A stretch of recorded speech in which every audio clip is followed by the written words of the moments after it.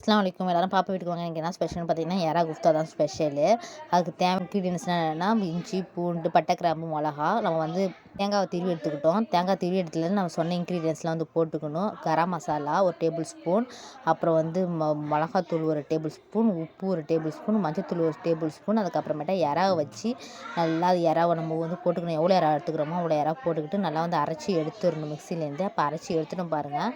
அரைச்சி எடுத்ததுக்கப்புறமா இஞ்சி பூண்டு பேஸ்ட்டு, கார்ன்ஃப்ளவர் மாவு, கடலை மாவு, அது கூட சேர்ந்து இந்த வெங்காயம், கருவேப்பிலை, புதினா மல்லி அதெல்லாத்தையும் போட்டு நல்லா வந்து மிக்ஸ் பண்ணிக்கணும்.